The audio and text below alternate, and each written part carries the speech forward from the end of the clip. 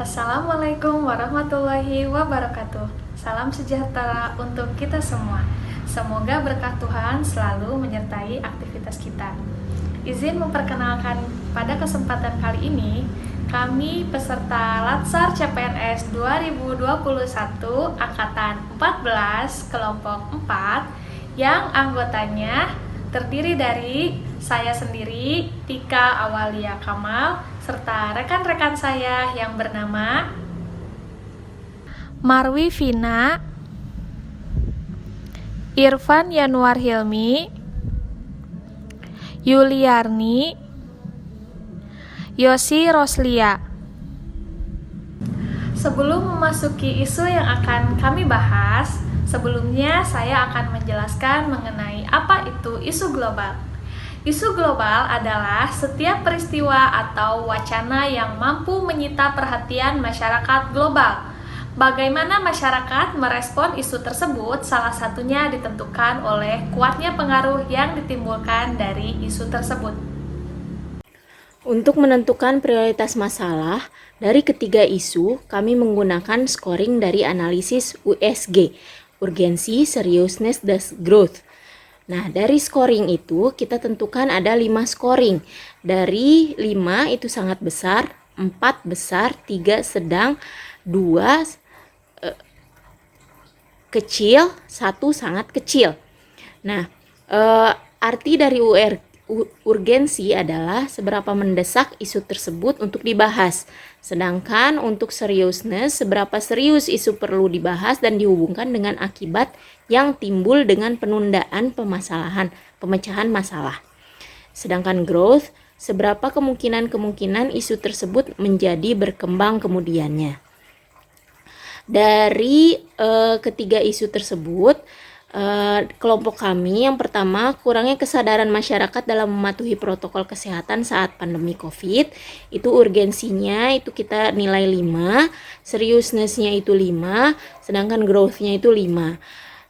Totalnya 15, sedangkan untuk belum efektifnya pembelajaran jarak jauh pada masa pandemi COVID ini, urgensinya 4, seriousness-nya 5, growth-nya 4. Totalnya 13.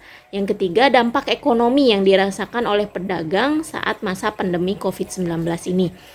Urgensinya 2, seriousness-nya 2 kami nilai, sedangkan growth-nya itu 3. Totalnya 7. Dari ketiga tersebut, kami mengangkat kurangnya kesadaran masyarakat dalam mematuhi protokol kesehatan saat pandemi COVID-19. Dari hasil penapisan isu menggunakan metode USG, didapatkan isu yang paling tinggi adalah kurangnya kesadaran masyarakat dalam mematuhi protokol kesehatan saat pandemi COVID-19.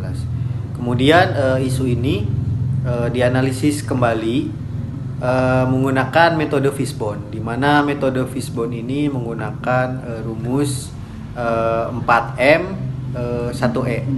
4M di sini yang pertama adalah material. Dari materialnya sendiri, isu kurangnya kesadaran masyarakat dalam mematuhi protokol kesehatan saat pandemi COVID-19 yaitu kurangnya dana dari pemerintah, kemudian tidak adanya bantuan untuk masyarakat saat stay at home, terutama dengan pekerjaan yang tidak tetap. Kemudian dari metode itu karena adanya kurang gencar edukasi sampai ke pelosok. Kemudian untuk mainnya sendiri rendahnya tingkat kesadaran masyarakat. Kemudian dari mesin itu masih rendahnya koordinasi lintas sektor dalam hal mengedukasi dan kurangnya alat tes PCR atau swab untuk testing seluruh masyarakat. Kemudian yang terakhir dari environment atau dari lingkungan, yaitu berkembangnya informasi yang kurang tepat bahwa corona itu adalah suatu hoax. Dampak yang terjadi jika isu tersebut tidak dapat dicegah atau diantisipasi diantaranya 1. Makin melonjaknya angka kasus positif COVID-19. 2. Akan meningkatnya angka kematian yang diakibatkan virus COVID-19. 3. Tenaga kesehatan yang berperan dalam hal mengobati akan kewalahan. 4. Rumah sakit rujukan akan penuh di mana-mana. 5. Sistem kesehatan dan sistem ekonomi akan mengalami penurunan. Rencana langkah-langkah perbaikan. 1. Masalah kurangnya dana dari pemerintah. Rencana perbaikan, pemerintah harus menambah anggaran dalam menyelesaikan masalah pandemi. 2. Tidak ada bantuan untuk masyarakat saat stay at home, terutama dengan pekerjaan tidak tetap. Rencana perbaikan, adanya bantuan dari pemerintah ketika PSBB atau stay at home, terutama mereka dengan sosial ekonomi rendah atau dengan pekerjaan tidak tetap, agar mereka dapat melangsungkan kehidupan mereka tanpa memikirkan biaya hidup untuk sehari-hari. 3. Berkembangnya informasi yang kurang tepat bahwa corona itu hoax.